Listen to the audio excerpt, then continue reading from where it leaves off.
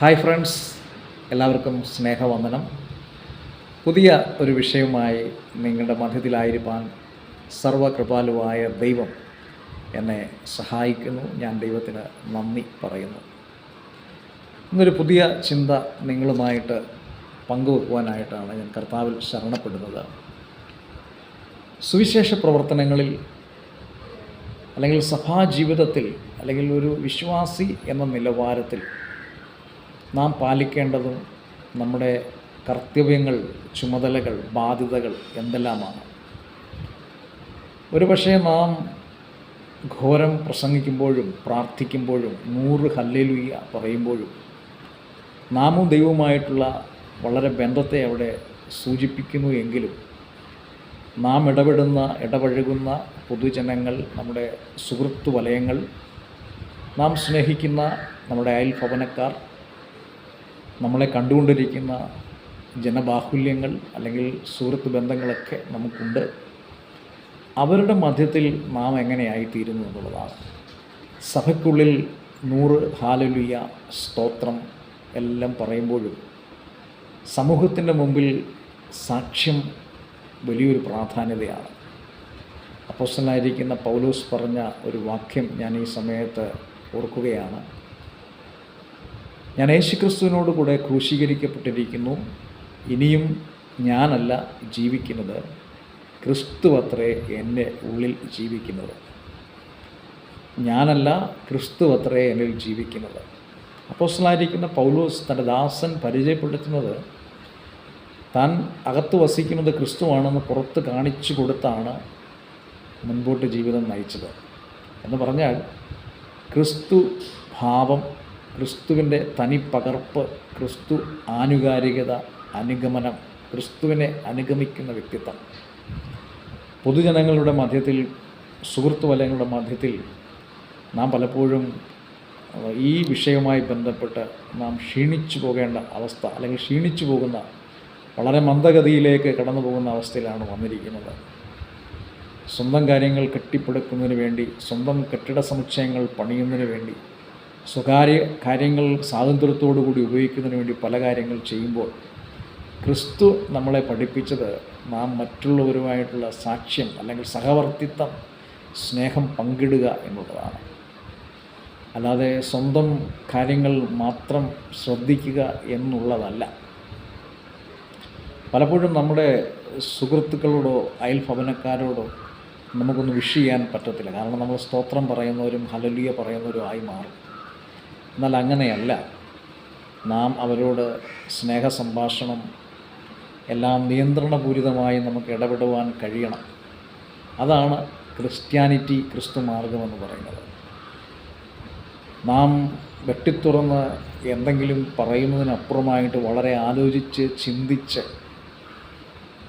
ദൈവം എപ്പോഴും ആഗ്രഹിക്കുന്നത് അത്ഭുത പ്രവർത്തനങ്ങൾ മറ്റുള്ളവരുമായി പങ്കുവെക്കുന്നതിനേക്കാളിൽ ഉപരിയായിട്ട് ജീവിച്ചിരിക്കുമ്പോൾ തന്നെ ക്രിസ്തുവിനെ നേർമയോടുകൂടി പരിചയപ്പെടുത്തുക എന്നതാണ്.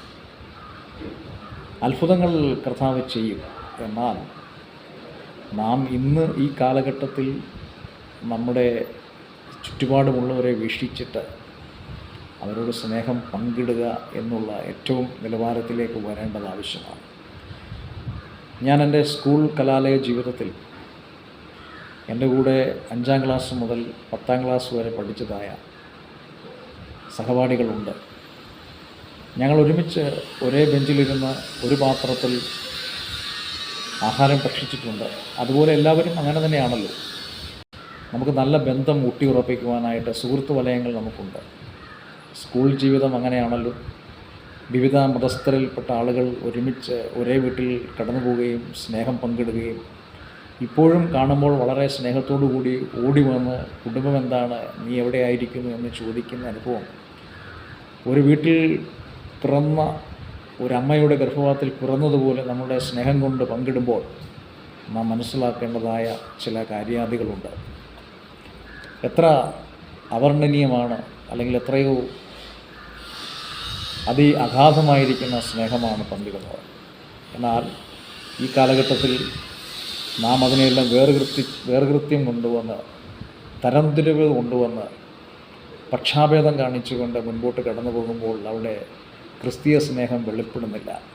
നാം അവരവരുടേതായ വിശ്വാസത്തെ മുറുകെ പിടിക്കുമ്പോൾ എന്ന് പറയുമ്പോൾ തന്നെ ക്രിസ്ത്യാനിറ്റി കാണിക്കേണ്ടതായ ക്രിസ്തു പ്രദർശനം നാം കാണിക്കേണ്ടതായിട്ടുണ്ട്.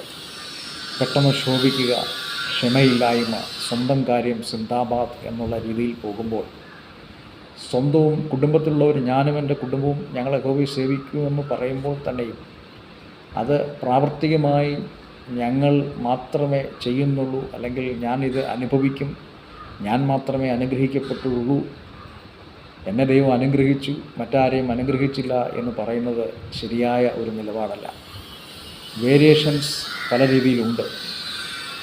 അനുഗ്രഹം തട്ടിപ്പറിച്ചതല്ല അനുഗ്രഹം ലാഭമല്ല, ബിസിനസ്സല്ല.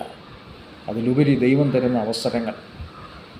നാം ഒന്ന് മൂക്കിൽ ജീവശ്വാസം ഊതി ജീവനുള്ള ദേഹിയാക്കി തീർത്താൽ ഒരു ശ്വാസത്തിന് തുല്യം അത്രയെന്ന് തിരുവചനം പറയുമ്പോൾ നമുക്ക് ഒന്നും ക്രെഡിറ്റായി പറയുവാൻ കഴിയുകയില്ല.